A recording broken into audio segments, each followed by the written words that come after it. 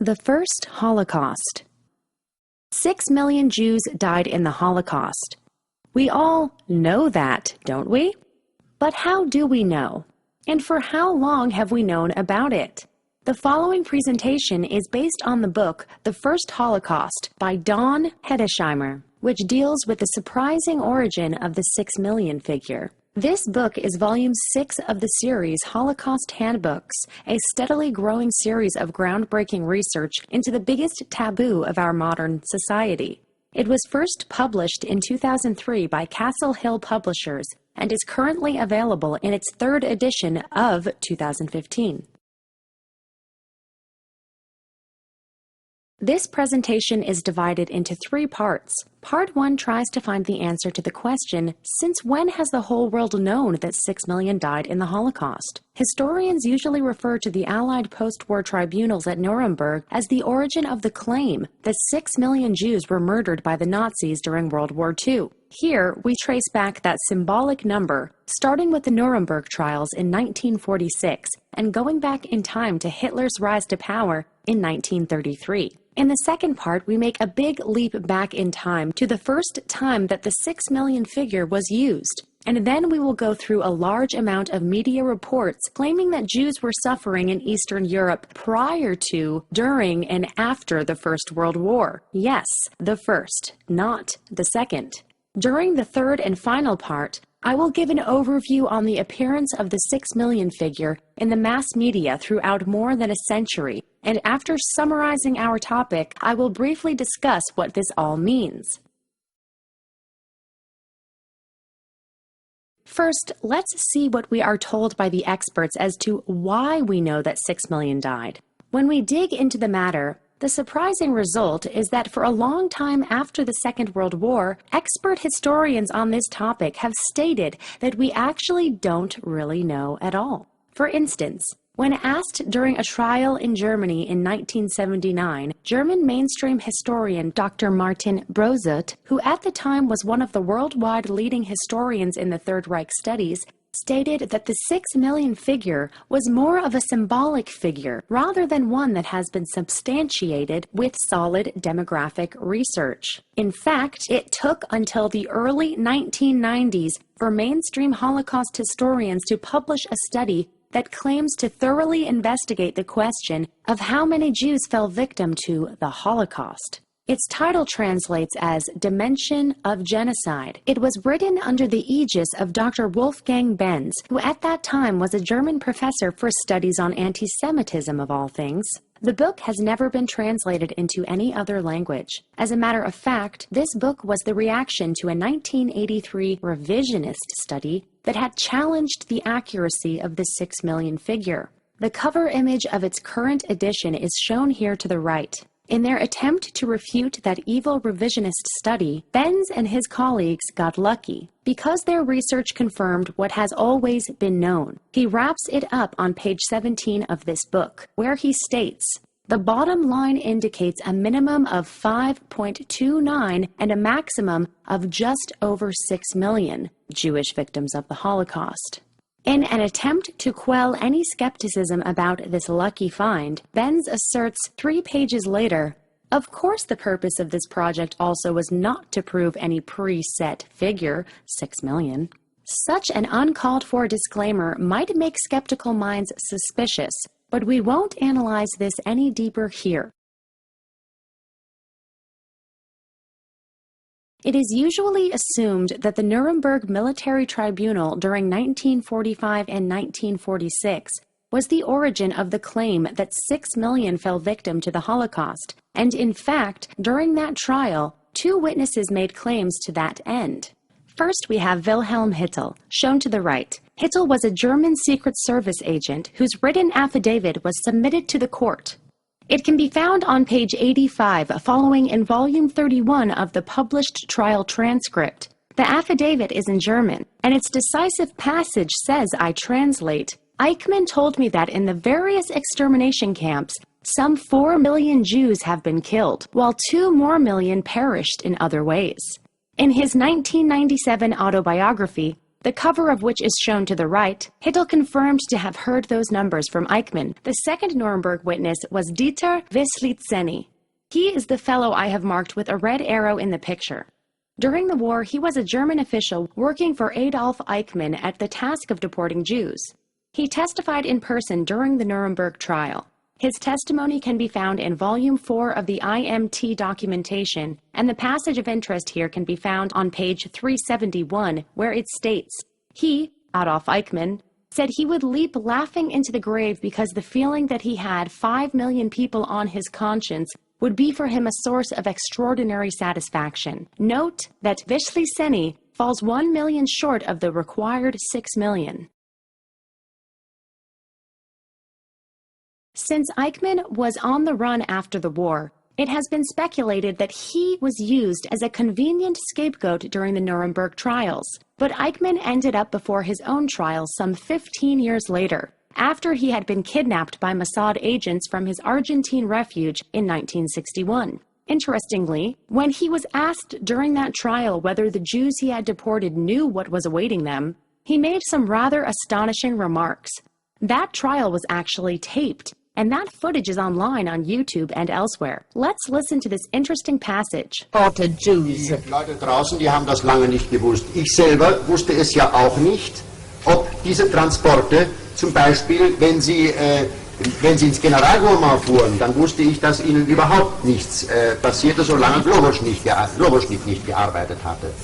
Fuhren sie nach Auschwitz, so ist es ja klar, dass hier das Gros in die Arbeit überführt wurde. Auch mich hat man im Unklaren gelassen, wie viel oder wer etwa getötet wird. Ich habe mich allerdings auch nicht darum gekümmert, denn es ist nicht mein Aufgabenbereich gewesen. Es lässt sich nicht leugnen, dass ich durch die Tatsache meiner befohlenen Reisen nach dem Osten von den Sachen gewusst habe. Please stick to the subject. Now, most of us don't understand what he says, as it is German, but there's a twist to it. If you listen to that trial footage, you realize that whenever there is a language problem between Eichmann and the judge or the prosecutor, they all switch over to flawless, accent-free German. Like the defendant, both the chief prosecutor and the presiding judge were Germans. So this was a trial among Germans, one of whom had once assisted in the persecution of his fellow countrymen. Anyway, here is my translation of what Eichmann just said. Quote, "The people out there did not know that for a long time. I myself didn't know either whether these transports, for instance, if they went into the general government, occupied Poland, then I knew that nothing happened to them as long as Glavochnik was not working there. If they went to Auschwitz, it is very clear that the majority was deployed for labor there.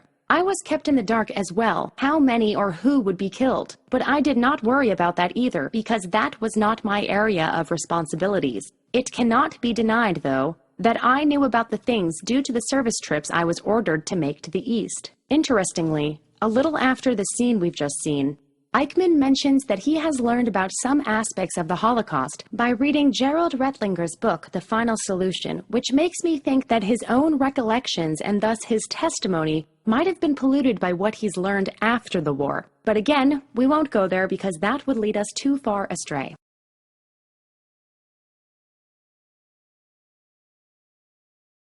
When we look deeper into the matter, however, a slightly different image appears. When doing research for his book Nuremberg, The Last Battle, controversial British historian David Irving rummaged through many archives and personal records of people involved in those trials. He found out that in June 1945, before the trial began, the man who was organizing it, U.S. Chief Prosecutor Robert Jackson, met 3 lawyers representing major influential Jewish organizations. Jackson wanted to get their input for the upcoming trial. Regarding Jewish population losses, Jackson asked them straightforward, how great were those Jewish losses?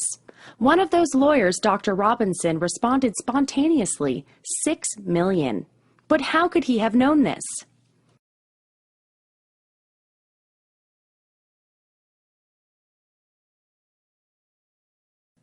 The mystery deepens as we go back in time. Already in December of 1944, when the Allied armies were about to enter Germany, the Soviet propagandist Ilya Ehrenberg wrote in the Soviets' English-language newspaper Soviet War News, as reproduced here. In regions they seized, the Germans killed all the Jews, from the old folk to infants in arms. Ask any German prisoner why his fellow countrymen annihilated 6 million innocent people, and he will reply quite simply, why, they were Jews. That's not the only time this symbolic figure appeared in that propaganda newspaper published for Anglo-Saxon readers. It was repeated in the issues of January 4th and March 15th, 1945. We read there, "The world now knows that Germany has killed 6 million Jews."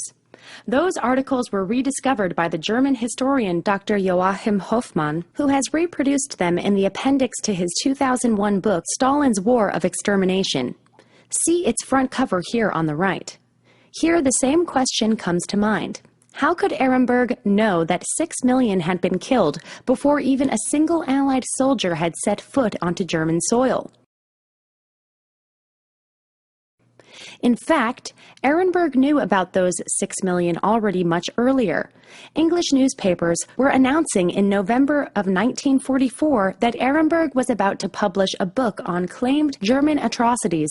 Here is a press release by the United Press as published in the Youngstown Vindicator on November 27, 1944, where we read about, quote, "the German massacre of approximately 6 million European Jews," and down below we read that somewhat misspelled main editor of that book, Ilya Ehrenberg. Now, considering that writing a book takes months, that 6 million figure must have been around already well before November 1944.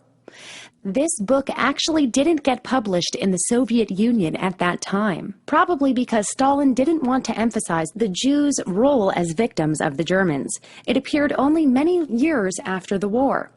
Here is an edition that can currently be bought on Amazon, again with Ehrenberg as the main editor. That the 6 million figure is indeed older than November 1944 can be gleaned from the next writer, Rabbi Chaim Weissmendel, who became known for his efforts to save the Jews of Slovakia from what he assumed would be certain extermination. Wikipedia writes about him, quote, "Largely by bribing diplomats, Weissmendel was able to smuggle letters or telegrams to people he hoped would help save the Jews of Europe, alerting them to the progressive Nazi destruction of European Jewry. It is known that he managed to send letters to Winston Churchill and Franklin D. Roosevelt, and he entrusted a diplomat to deliver a letter to the Vatican for Pope Pius XII. One of the most famous letters he wrote is widely quoted here, for instance by the Jewish Virtual Library. It stems from May 16, 1944, and was allegedly written while Weissmendel was hiding in a cave in Poland. If we scroll further down on their webpage on this letter, we read there, quote, "Why are you, fellow Jews and government ministers, in all the free countries being silent about this slaughter, in which some 6 million Jews have been murdered thus far, and in which tens of thousands are now being murdered every day?" Again, we should ask, how could this cave dweller know this? Weissmendel is such a big figure in the struggle to save Jews during the war that there exists even a dedicated book on him. Here, the book's page on Amazon. One of the first mainstream authors referring to Weissmendel was the Holocaust historian Dr. Davidovich, shown to the right in her 1975 book, The War Against the Jews. Not even May 1944 is the end of our 6 million journey through time. Let's leap backward a year. May 15, 1943. The material shown here is taken from an 11-minute documentary on YouTube named How Do We Know That 6 Million Jews Died in the Holocaust?, which has some additional interesting material along the same lines as the present documentary. You might want to watch it too. The first item of interest is an article in the Australian newspaper The Advertiser, dated May 15, 1943. It mentions, quote, the possibility of the complete wiping out of 6 million Jews.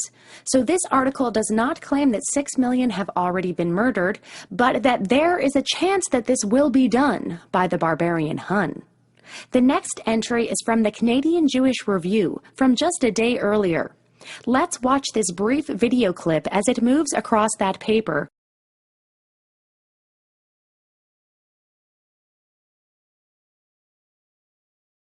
Down here it states, quote, 2 million of Jews have already been done to death. 6 million in mid-Europe are sentenced to die. So here as well, they predict that at the end of the war, 6 million might be the total death toll. Our third quote is from the Cumberland Evening Times, from Cumberland, Maryland. It is from March 20th, 1943, and tells the reader what the Nazis were in the process of doing. Quote, the Nazis set out in the beginning to destroy whole peoples. They expected to obliterate from the earth not less than 6 million Jews as a beginning.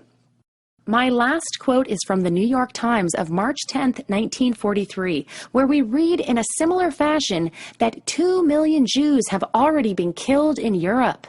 And further down we read that 4 million left to kill are being killed according to plan.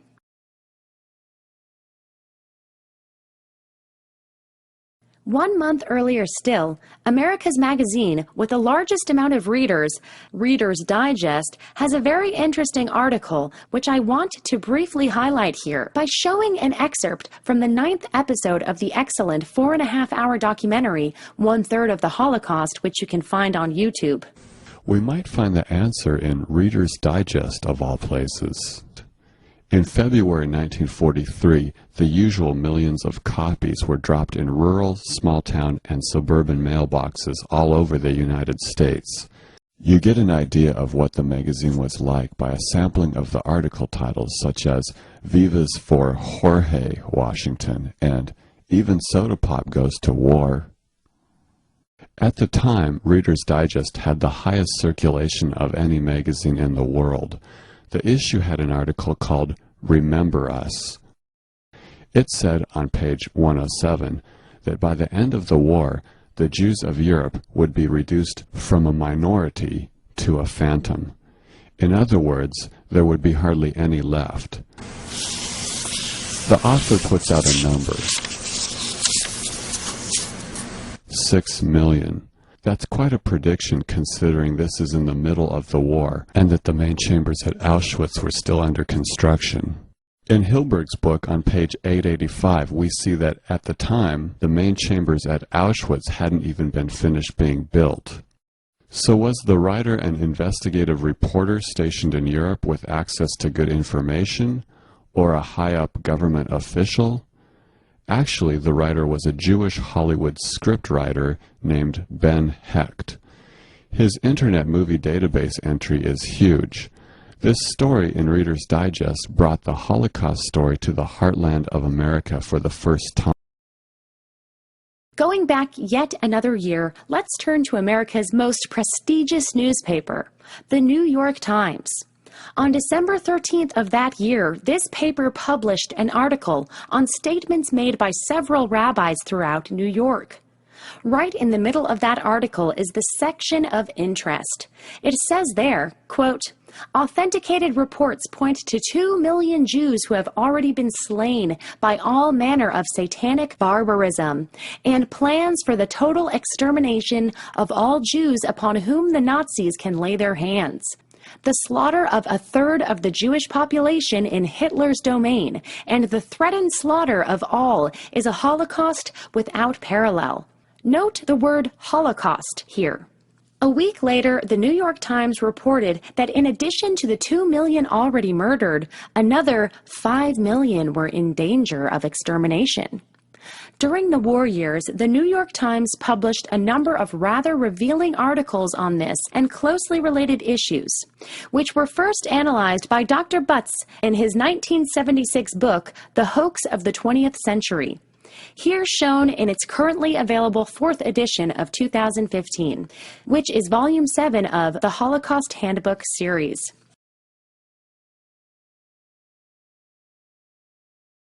Needless to say, that wasn't the end of it either. Here is an article from the Palm Beach Post of June 25, 1940, the day France surrendered to the German Wehrmacht. It is headlined, "Doom of European Jews is seen if Hitler wins," which is meant to stir up the world against Hitler in order to prevent peace to be concluded at reasonable terms, which Germany was offering at that point. The chairman of the World Jewish Congress, Nahum Goldman, is quoted as having said that 6 million Jews in Europe are doomed to destruction in case the world makes peace with Hitler. How could Goldman know that? And why would that be so in the first place, as it was the continuation of the war rather than its early termination, which is said to have triggered the Holocaust? But again, discussing this would get us off topic, so we won't go there. The next item is from January 1939, almost 9 months before the outbreak of the war. It reports, among other things, that the Czech politician Masaryk had to say. Masaryk was a disgruntled politician who couldn't stand seeing his country, the former Czechoslovakia, falling apart due to constant conflict between its various ethnic groups. He blamed that conflict on Germany and was looking for allies in his propaganda efforts against Germany, here among American Jewish lobby groups. But that's not why I bring it up. If we scroll down on this lengthy article, we find an interesting passage toward the end where a rabbi is quoted. He has his own agenda, and that is trying to get support for Jewish emigration from Europe. In that context, he said that it would be impossible to evacuate 6 million Jews. Again, the mystical figure. A little later, a certain Dr. Chaim Weissman is mentioned as being supportive of this migration effort. Here is his liking. We will encounter him next in our journey back in time. We are now in 1936. At that time, the so-called Peel Commission, formed by the British government, was investigating the causes of Arab unrest in Palestine, which at that time was under British control. In that context, Jewish leaders were also heard, some of which advocated the formation of a Jewish autonomous area in Palestine, or even an independent state. Here you can see a map that shows how the country that today forms Israel would have been divided up according to one suggestion being discussed back then. The 1937 Peel Commission report concluded as follows. Partition offers a possibility of finding a way through the difficulties, a possibility of obtaining a final solution of the Jewish problem, which does justice to the rights and aspirations of both the Arabs and the Jews, and discharges the obligations undertaken towards them 20 years ago to the fullest extent that is practicable in the circumstances of the present time. Nothing came of it back then, though, as we know today. However, what is interesting in our present context is the testimony of one witness who testified in 1936 during the Commission's hearing, Dr. Chaim Weissman. Here is the article from the London Times of November 23, 1936, which reports about Weissman's testimony. I put a red box around what interests us here and enlarged it. He spoke of 6 million unwanted unfortunates in Eastern Europe that were condemned to be penned up in places where they could not live. Even in Western Europe, they were now threatened. Second was the world problem created by the presence of these 6 million people without a future, whose condition was a threat to Europe. A certificate permitting emigration to Palestine was regarded as a certificate of freedom. So here the future first president of the State of Israel lets the cat out of the bag. Jewish leaders were advocating a Zionist agenda, and 6 million suffering Jews were a convenient argument for this. Again, we won't discuss here whether Weissman's claims are accurate. We only note that he used the magical figure.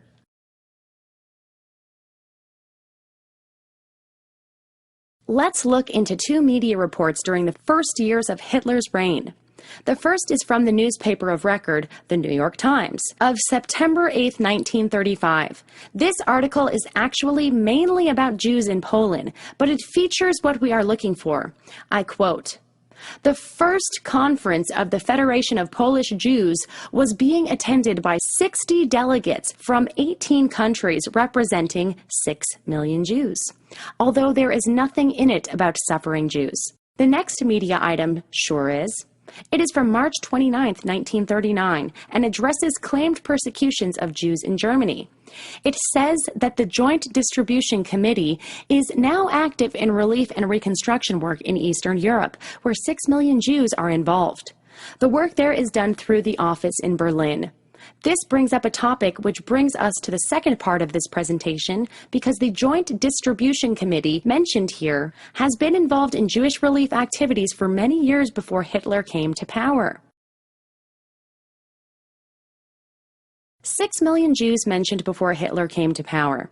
At this point, we'll stop our journey back in time and do our journey chronologically. We start with looking into Jewish lobbying activities prior to the First World War.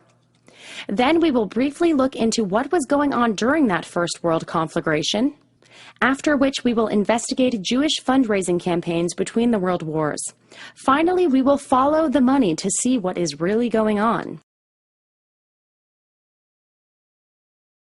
We start by going back to the year when the magical number was mentioned for the first time. It was in the year 1850, in a book published by a Christian society trying to make Jews convert to Christianity. On page 216 of this book, we find some statistical numbers on religious affiliations of mankind during that era.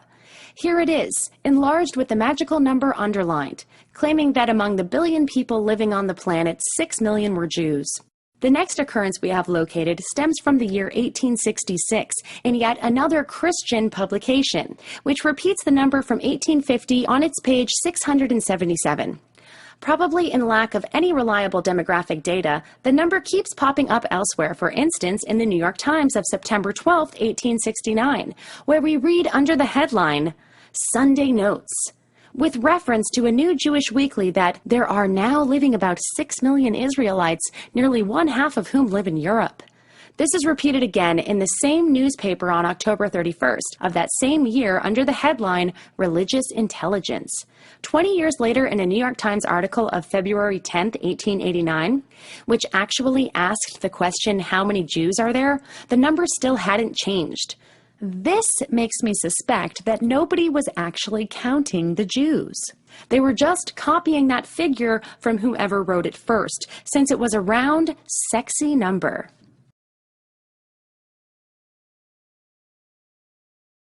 Before rushing ahead, let's take a step backward in time.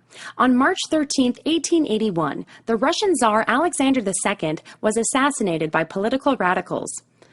At the right, you can see a portrait of him, and below, a painting showing an artist's take on the scene when that assassination actually happened in Petersburg.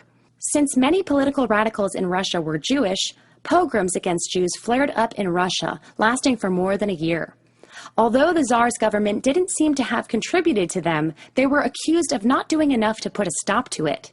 Here is the cover of a book which tells the grim story of that year. The New York Times reported on those pogroms, for instance in a long article on January 28, 1882, with the headline, Russian Jewish Horrors, a 9 months record of rape, murder, and outrage, which summarized the events of the prior 9 months. On April 22, 1882, in an article headlined, Russia and the Jews, the same newspaper even used a buzzword in connection with the Russian pogroms, annihilation. The next Tsar, Alexander III, was massively opposed to political reforms and wanted to turn the clock back, while the world around him expected Russia to become more liberal. In particular, he had an axe to grind with the Jews, as they were the ones pushing most ardently for liberalization. Hence, in May 1882, Tsar Alexander III tightened residential and professional limits for the Jews in Russia. Several towns and provinces subsequently expelled their Jews, erroneously thinking that the Tsar had issued a ukase expelling them from Russia altogether. As a result, Jews started emigrating from Russia by the thousands. The New York Times was reporting about this ongoing persecution of Jews in Russia, peaking in 1891 with numerous articles. The first one appeared on January 26, where it said, Russia's population of 5 million to 6 million Jews, and elsewhere, about 6 million persecuted and miserable wretches. The Times reporting on Jews in Russia culminated in a series of 15 articles by a certain Harold Frederick, stretching from early September to late December 1891.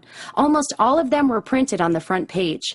The first was titled Russia's War on the Jews, while all the other subsequent 14 articles were titled An Indictment of Russia.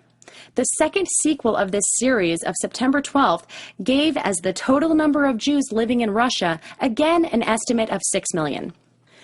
And now here they come, all 15 of them. I won't go into any details again because we're not concerned with the underlying claimed or actual historical events, but rather with the origin of that magical number. I only want to highlight here that second sequel, which at the bottom of the first column says about the number of Jews living in Russia. Quote, a total of 6 million is most nearly correct. This number was repeated in a New York Times article headlined Russia and Religious Liberty on March 15, 1896. Here it is underlined in red.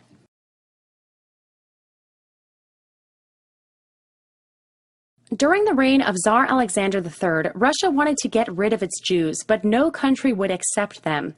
With no place to go, Jewish lobby groups were looking for a way out. That was a situation which would repeat itself some 50 years later in Germany, by the way. In 1897, Theodor Herzl published his now famous book, Der Judenstaat, The Jewish State, which gave the Zionist movement a tremendous boost.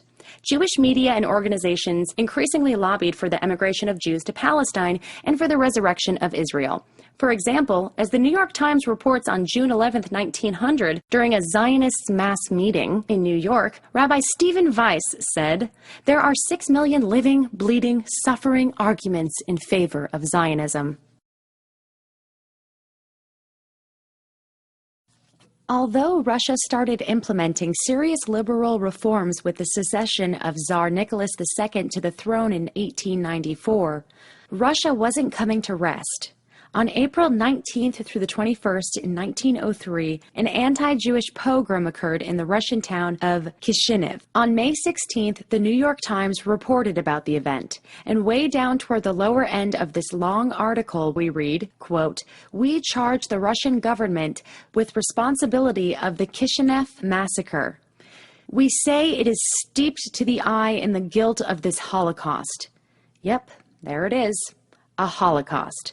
But that's not all. Further below we read, quote, "So long as a civilized government brands 5 million people as perilous pest which must be slowly annihilated, so long its baser subjects will think themselves justified in accelerating the process of extermination with knives, axes, and hatchets." So, annihilation, extermination, and a Holocaust. It's all there. The article's only deficit is that it missed the magical figure by 1 million. In the same vein, the New York Times wrote on May 20th of that same year, again with reference to the Kishinev massacre, quote, "This barbaric Holocaust," end quote. The spell was broken. A fashionable word had been minted, the Holocaust. On November 10, 1905, the New York Times used the buzzword again. The background of this was the failed attempt to overthrow the Tsar. During that aborted revolution, political radicals, mostly socialists and communists, failed to do what they would succeed in doing 12 years later. As before, this attempted revolution was again fueled by a disproportionate number of Jewish radicals and with a lot of Jewish support, even from abroad. The New York Times reported this attempted putsch rather favorably. But when things went bad for the revolutionaries, retaliatory excesses against Jews were again on the rise, resulting in this renewed accusation of a Holocaust by the New York Times. 3 days later, on November 13th, we read the following in the New York Times on page 1. Jews are being exterminated. And then on page 4, in an article denouncing the Russian Orthodox Church for its alleged responsibility in those pogroms, the Times uses the word Holocaust again with reference to the Kishinev massacre. It is even claimed that the Russian church had, quote, repeatedly declared that the Jew must be either converted or exterminated. Again, we won't check whether that's true. We are only interested in the history of the magical number, and while we're at it, if we stumble over similar buzzwords, I'll present them here too.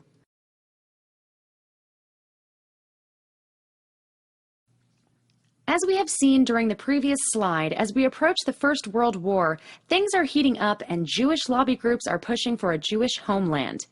Here is an article in the New York Times from October 20th, 1904, pipe dreaming about Britain handing over to Jews some colony in Africa. England's offer of land in South Africa, says the subtitle, and further below, the promised land has shifted to East Africa. But what we're after can be found further below. The reason for Jews trying to find some homeland, the suppressed 6 million Jews in Russia. I mentioned before that the New York Times was supportive of the aborted Russian Revolution of 1905. Here is an article from January 29, 1905, proving the point. It was written in the wake of civil unrest, which eventually led to that failed putsch. A Jewish preacher is quoted saying that, quote, a free and a happy Russia with its 6 million Jews would possibly mean the end of Zionism. In other words, if a revolution would liberate Russia, Jews would get lucky and wouldn't have to leave Russia. After the failed 1905 revolution in Russia, the New York Times published more reports on 6 million suffering Jews. Here are some examples. Reporting about the resignation of a top official of the Russian Orthodox Church, we read on November 1st, 1905, quote, from 1890 to 1902, he caused 6 million Jews to be expelled from Russia. Now, if that were so, there wouldn't have been any Jews left in Russia afterwards. But be that as it may, right now we're only interested in tracking that symbolic figure here. On March 25, 1906, we read in the newspaper of record that, quote, starting reports of the condition and future of Russia's 6 million Jews indicate that, quote, the Russian government's studied policy for the solution of the Jewish question is systematic and murderous extermination. Does that rhetoric sound familiar? Almost 5 years later, in an article from March 13, 1910 about Jews fleeing from Russia, we read in the same newspaper again that magical number of Jews suffering in Russia. And again on April 11, 1910, on the sad plight of the Russian Jews, where, quote, 6 million souls are subject to systematic, relentless, quiet grinding down, whatever that means. October 31st, 1911, Christian churches plea for the Jews, and the New York Times reports in the middle column of that article about a resolution passed where we read that, quote, the 6 million Jews of Russia are singled out for systematic oppression and for persecution by due process of law. My last pre-World War I example from the New York Times is from December 10th, 1911. This is a huge full-page article dedicated to the oppressed Jews in Russia. The rightmost column has the buzzwords we are looking for at the very bottom in the red box shown here, which I magnify.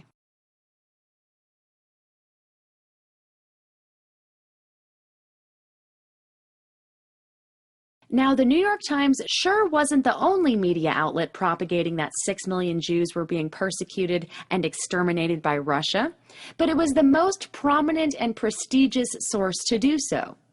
In a similar vein, one of the most prestigious publications of American Jewry, the American Jewish Yearbook, wrote on page 308 of its edition covering the years 1911 to 1912, quote, the position of our Jewish co-religionists in Russia grows increasingly deplorable.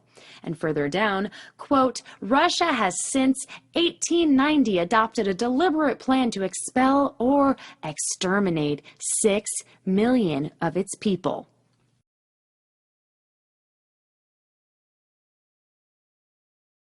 This frenzy was jacked up to near fever pitch once the Great War had broken out. Here are some quotes from the New York Times published during that conflict. On December 1914, we read about, quote, the plight of more than 6 million Jews who live within the war zone. On January 14, 1915, in support of a fundraising campaign, we are told that, quote, more than 6 million Jews are in the very heart of the war zone. On February 28, 1916, again in connection with the attempt to raise funds, the Times reports that, quote, nearly 6 million Jews are ruined.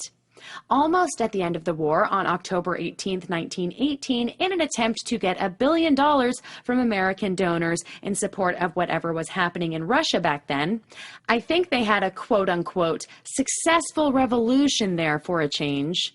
The Times reported in its subtitle that 6 million souls will need help, without saying what kinds of souls they are. But further down, this is then spelled out, 6 million Jews need help.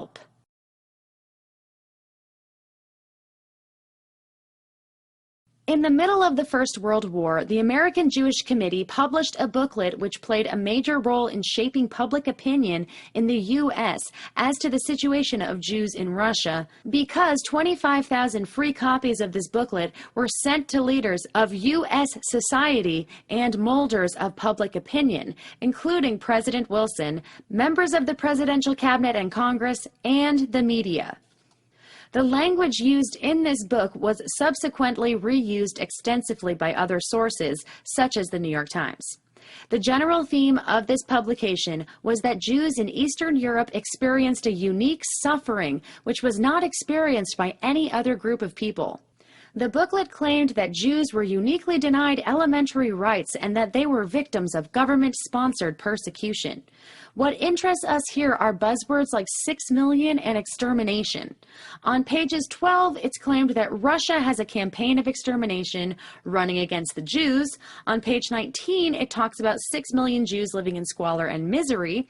On page 20, it states that there are 6 million Jews in Russia, and further below that they live like prison inmates. On page 29, we have again the 6 million Russian Jews. On page 47, it states that 6 million Russian Jews ought to be loyal to their country, and in similar vein on page 60. And finally, on page 66, claiming that nearly half of these 6 million Jews are now without means of support. Roughly a year after the end of World War I, an article appeared in the Jewish periodical, The American Hebrew, with the headline, "The Crucifixion of Jews Must Stop." It contains so many buzzwords that it can rightly be called the pinnacle of pre-World War II Holocaust propaganda. We read here, quote, "From across the sea, 6 million men and women call us for help." A little further down, that magical number is repeated. We read that, quote, 6 million human beings are being whirled toward the grave. And that, quote, 6 million men and women are dying. The next paragraph even says, quote, "in this threatened holocaust of human life." And in the next column, it speaks about, quote, 6 million famished men and women, 6 million men and women are dying. Finally, we read that, quote, "because of this war for democracy, 6 million Jewish men and women are starving across the ocean." Never mind that in this so-called war for democracy, the Tsarist monarchy fought alongside the British constitutional monarchy against the constitutional monarchies of Germany and Austria.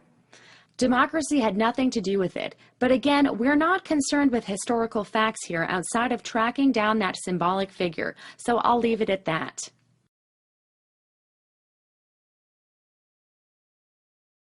As already mentioned before, Jewish organizations started raising huge amounts of money in order to support the Jews in Russia. If we want to understand what was going on at that time, we need a brief summary of those events. Since the communist push in late 1918, a brutal civil war was raging in Russia. The communist Reds were opposed by the counter-revolutionary Whites, who were units mostly loyal to the monarchy. Ethnic Jews, most of whom had been the most ardent enemies of the Tsarist system for decades for understandable reasons, dominated many of the leading ranks of the Reds. Consequently, anti-Jewish feelings among the Whites and their supporters grew immensely. The result of this were more Jewish pogroms, but this time the Jews were willing to fight back. For example, in an article of September 18, 1919, the New York Times reported on massacres against Jews committed by anti-Semitic gangs and by counter-revolutionary units. According to the article, 127,000 Jews had already been killed in pogroms, and all 6 million were threatened to be next. Further down, it calls these pogroms massacres. And toward the end, it states, quote, "This fact that the population of 6 million souls in Ukraine and in Poland have received notice through action and by word that they are going to be completely exterminated." On December 20th, 1922, the New York Times reported with pride how Jews had formed their own militia in the young Soviet Union to fight against anti-Jewish gangs and counter-revolutionary insurgents in order to protect, quote, "the lives and interests of 5 million of their race living in Russia." At that time, when the Soviets had won the Civil War, such a militia army was possible only with the Soviet government's support, or at least tacit condoning. There is another 22-minute-long video on YouTube titled 6 Million Jews, 1915 to 1938, at that address given here, which I can highly recommend.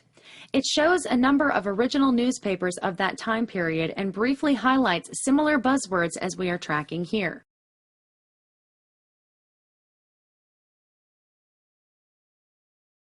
The disturbing question that this raises is, were Jewish groups in the U.S. supporting the communist revolution?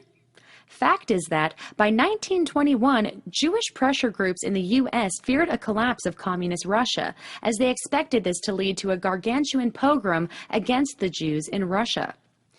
A New York Times article of July 20th, 1921 gets that point across already in the subtitle, which states that massacres are threatened should the power of the Soviet regime wane. We read there, quote, "Russia's 6 million Jews are facing extermination by massacre. As the famine is spreading, the counter-revolutionary movement is gaining and the Soviets' control is waning." The fundraising campaigns by Jewish lobby groups in the U.S. were therefore focused not only on helping destitute Jews, but also on pressuring the U.S. government to intervene. One might also wonder where the Jews in Russia got the means to organize and arm an army of 500,000 Jewish soldiers. Interestingly, the article was copied from the Chicago Daily Tribune, which, however, printed this article on the same date with a misleading headline, trying to imply that the Jews were fleeing from the communists, although the article states clearly that they only feared a defeat of the Reds during that Revolutionary War.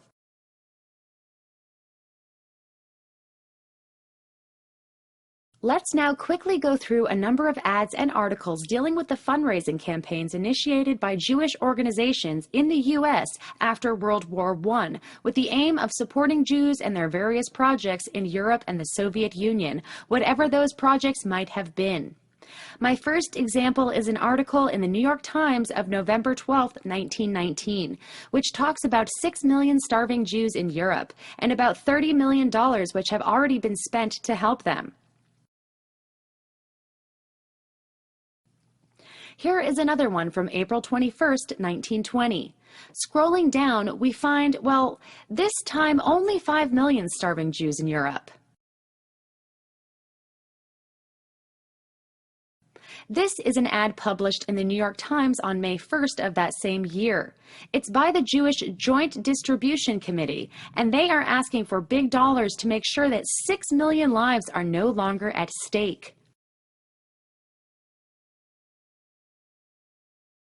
This ad by the JDC is from 2 days later, imploring to save the lives of 6 million Jews by handing over the money. The previous ad was accompanied by an editorial article talking about a catastrophe taking place in Russia and neighboring countries, but again missing the mark by 1 million, as it talks only about 5 million starving Jews. But we're not picky.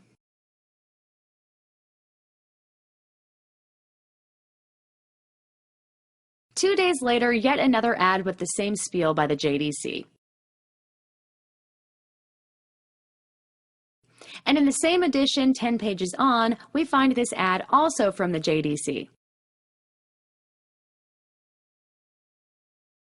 Again, 2 days later, they're at it again. this time with an article deploring the 6 million Jewish war sufferers in Eastern Europe and asking for money. The campaign lost some of its momentum later that year, but it was rekindled in 1926. For instance, with an ad like this published in the New York Times on April 21, 1926. It doesn't mention 6 million suffering Jews in that ad, only that, quote, millions of Jews, in fact, quote, a whole people is dying. But they actually ask for $6 million for a change instead.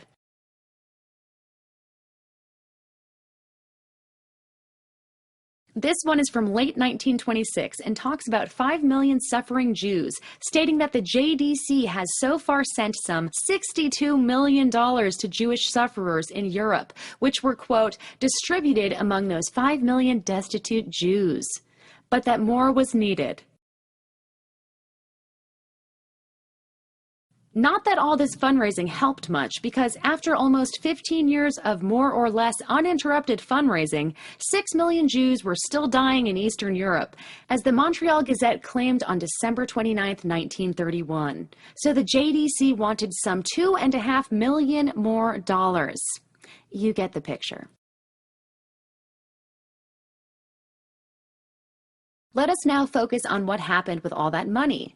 Don Hedesheimer spends quite some time tracking down those millions of dollars, which today would be worth hundreds of millions of dollars. This graphic shows how much the Jewish Joint Distribution Committee collected from its inception in late 1914 until 1934. That chart was taken from a book published in 1935 by the Jewish billionaire banker Felix Warburg. All in all, the JTC raised some $77 million throughout those years. While most of the funds raised in the war and immediate post-war years were spent mostly on helping people in need, later years saw a shift toward a larger portion of reconstruction activities. The Joint Distribution Committee was and still is to this day a Jewish organization which was represented by some of the most influential and rich individuals on the planet, like Louis D. Brandeis, an Associate Justice of the U.S. Supreme Court from 1916 to 1939, Henry Morgenthau, Senior U.S. Ambassador to the Ottoman Empire during the First World War, and father of Henry Morgenthau Jr., the U.S. Secretary of the Treasury during the administration of Franklin D. Roosevelt, U.S. banker Jacob H. Schiff, and Cyrus L. Sulzberger, a leading figure in many U.S. Jewish organizations, and the already mentioned Felix Warburg. This image here shows some of these celebrities as published in the book mentioned on the right.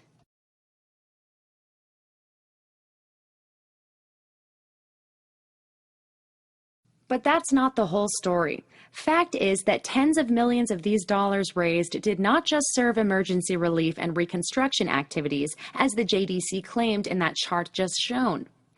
An article in the New York Times of September 7, 1927, accused members of the JDC of misappropriating millions of these donations for their own needs. As much as 40%, it was claimed, may have, quote, disappeared in the manipulations by the bankers on the subject of exchange. No formal investigation was ever launched, though, so we don't know for sure what exactly happened. Fact is that in addition to the above-mentioned projects, those millions of U.S. dollars were also used to support Jewish communist agricultural settlements throughout the Soviet Union. They moreover served, quote, general improvements, electrification of villages, irrigation, water supply, and other projects. Throughout Eastern Europe and the Soviet Union, as the JDC itself admitted in a 1939 book with the title 25 Years of American Aid to Jews Overseas. A record of the Joint Distribution Committee. In another JDC book published in 1953, we find this remarkable admission, quote, without the full cooperation of the Russian government, these tasks could not have been accomplished. In other words, the Soviet Union welcomed this massive influx of U.S. capital meant to stabilize the lives of Russian Jews, since it also helped stabilize this revolutionary regime to a small degree. As hinted at before, it would also not be surprising to find out that some of the funds were used to support the Jewish militias fighting alongside the Red Army during the Revolutionary Civil War in the early 1920s. And that's only regarding funds that were raised and transferred to the Soviet Union through official channels. But again, that's not the focus of this presentation.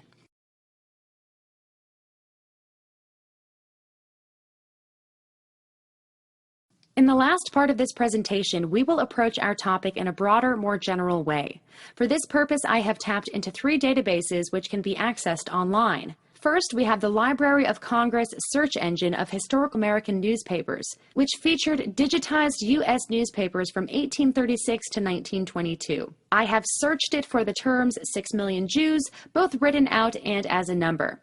The first case I have found 71 results, and in the second, 198. Curious as I was, I also searched the database for 7, 5, 4, 3, 2, and 1 million. The results are given in parentheses, so there is no particular predominance for 6 million. However, when looking up the actual newspaper articles, it turns out that only the entries of 7, 6, and 5 million are predominantly about claims of suffering Jews or Jews in danger of being exterminated, with a focus on 5 and 6 million.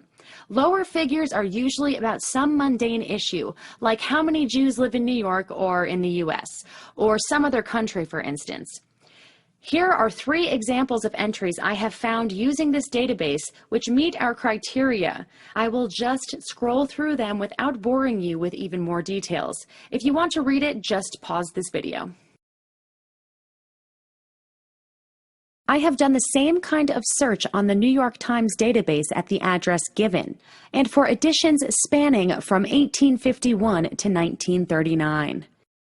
This results in only 4 entries for 6 million Jews, with the number written out, and 16 entries with the actual number.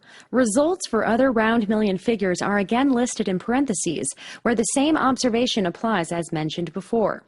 Here are 3 examples of the New York Times writing actually about 7 million suffering, starving, dying Jews.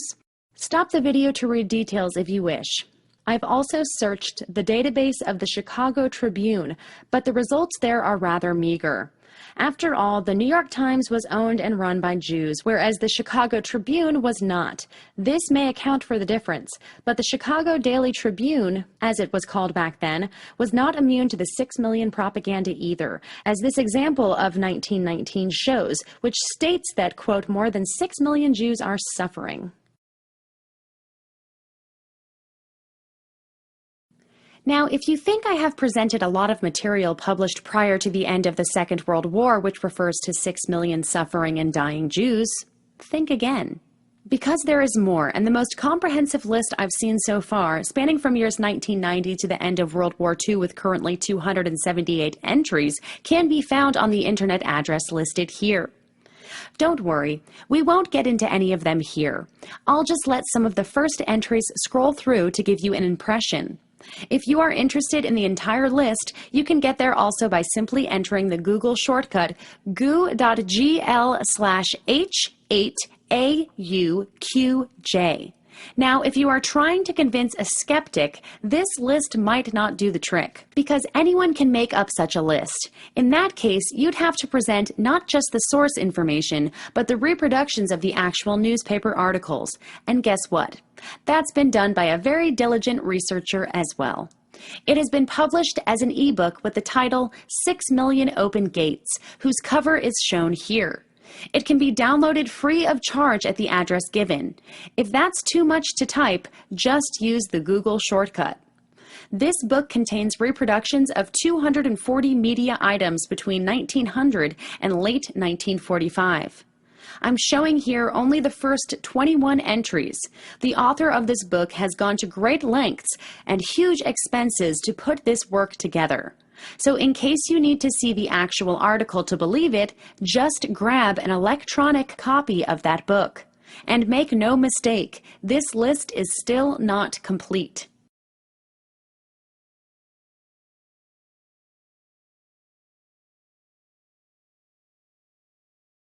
Let's take a more scientific, statistical approach to the matter at hand. The world's largest internet search engine, Google, has posted millions of books online. This database can be used to find out how often a certain term occurs in books associated with a certain date, usually the date of publication. Here is a graph showing the result for the term 6 million Jews. I have also done the same search for the same term in the second most common media language, which is German. The result for 6 Millionen Juden are shown in red. Now let's make an overlay. The tendency in both languages is similar, but the peaks are more pronounced in the German, maybe because there is less data. Anyway, we see here a first rise of that figure with ongoing pogroms in Russia under Tsar Alexander III, then a steep rise starting just prior to the First World War, with a peak during the fundraising campaign of the early 1920s. And another less pronounced one during the campaign's second phase in the mid and late 1920s. Next, we have a slight rise during the early years of Nazi Germany. A further slow rise during the first years of the Second World War, with an extreme rise after the outbreak of the German-Soviet War in mid-1941. The curve hits a maximum in the mid and late 1940s around the Nuremberg tribunals and its legal and media aftermaths. Then we have another sharp peak around the 1961 Eichmann trial in Jerusalem, with a slight decrease in the Anglo-Saxon world but a more pronounced one in the German media sphere, probably because the Germans weren't quite in tune with the new zeitgeist yet. The last rise of the curve indicates that 6 million has turned into a household term, but the later decrease is probably merely due to newer books being underrepresented in Google's database due to copyright protection issues.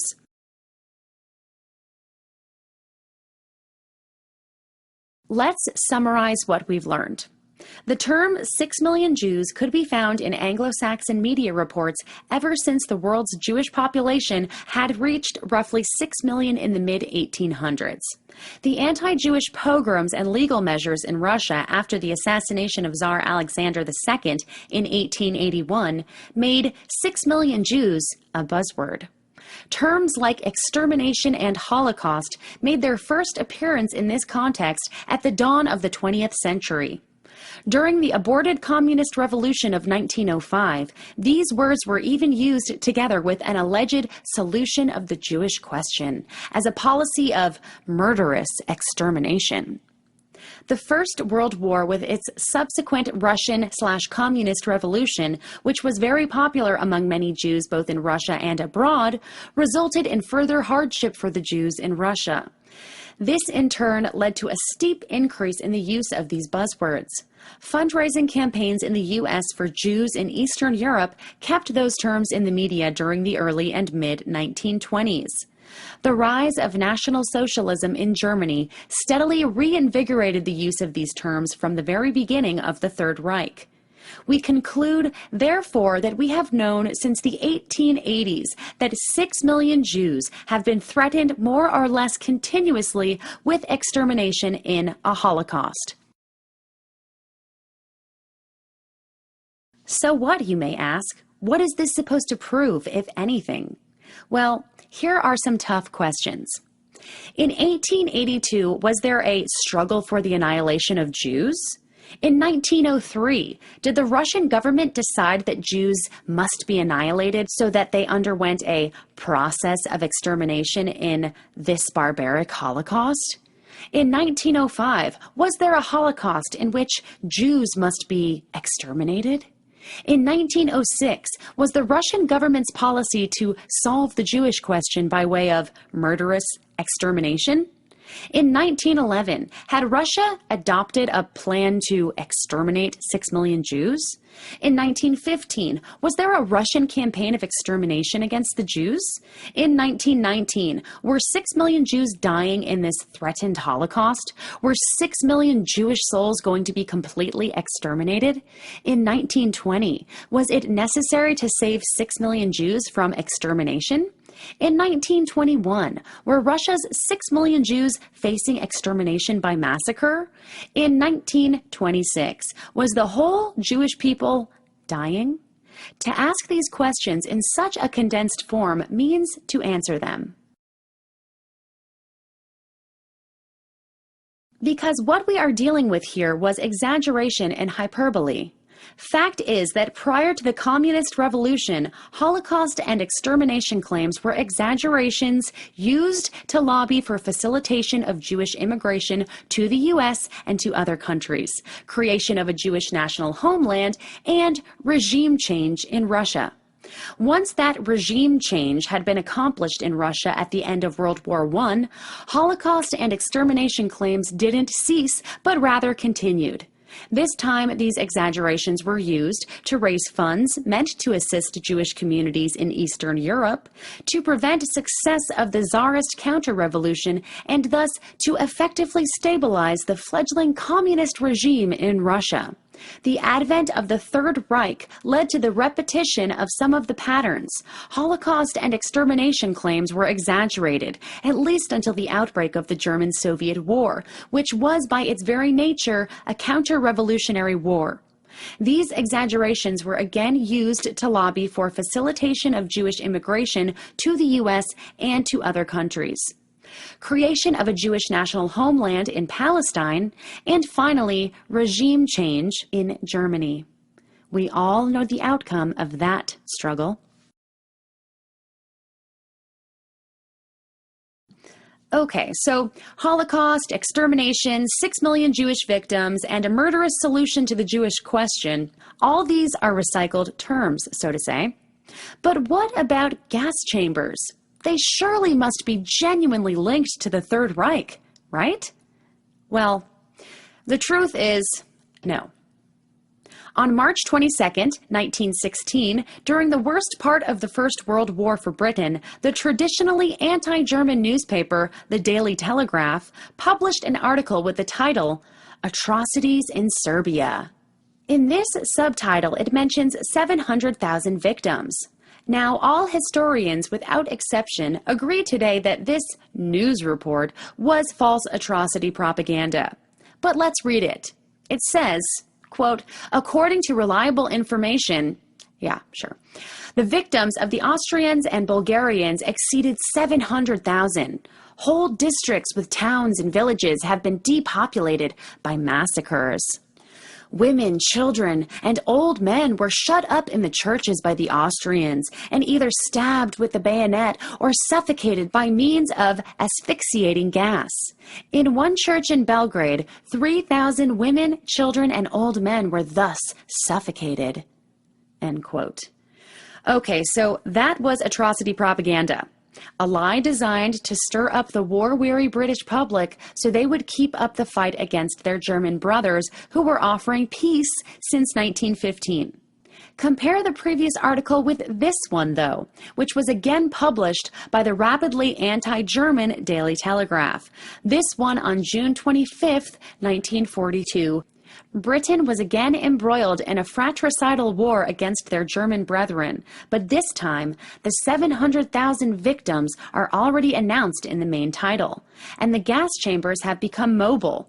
Also, by moving up from the lower half of the article to the subtitle, we read here, quote, "More than 700,000 Polish Jews have been slaughtered by the Germans in the greatest massacre in the world's history." Now, this time this news report was the whole and unembellished, indubitable truth. And you better believe it, because doubting this can get you prison terms of up to 10 years in Austria, 5 years in Germany, Russia, and Israel, 3 years in Italy, Switzerland, Poland, and Hungary, and lower prison terms in many more countries. This is actually the only claimed event in the history of mankind that has ever been protected from critical investigation by penal law. But again, that's not the subject of this presentation, so be that as it may. Fact is that with Germany's collapse in 1945, the nightmarish gas chambers used to kill most of the 6 million Jews who fell victim to the Holocaust, that is to say, the Nazis' solution to the Jewish question by means of murderous extermination.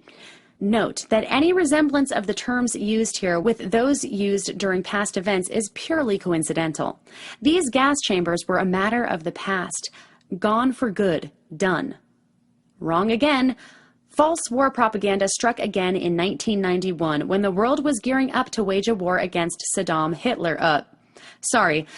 Hussein. During that first U.S.-led war against Iraq, the Jewish press had this unobtrusive headline on the front page of its issue dated February 21st, 1991. I'm not going to analyze it here. The Simon Wiesenthal Center jumped on that same bandwagon with the spring 1991 issue of their periodical, Response. Here is the title page of that infamous edition, where we read, quote, "Germans produce Zyklon B in Iraq," end quote. They even show a German-made gas chamber allegedly planned to be used on the Jews of Israel should Saddam ever make it there. Again, everybody agrees today that this was just another case of wartime hysteria, of false atrocity propaganda. But it did the trick to whip the world into a war of extermination against the nation of Iraq, if I may borrow that term. Does anyone care what the truth was?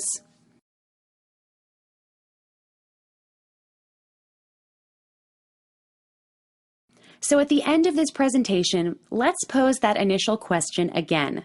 Since when do we know that 6 million Jews died in the Holocaust? To answer this question, we need to know two things. First, which 6 million are we talking about? And second, which Holocaust? Thank you for taking the time to watch this presentation. We hope you enjoyed it and learned something about the mendacity of our mass media when it comes to stirring up the world's nations into waging war and causing violent civil unrest, revolution, and other means of more or less violent forms of regime change.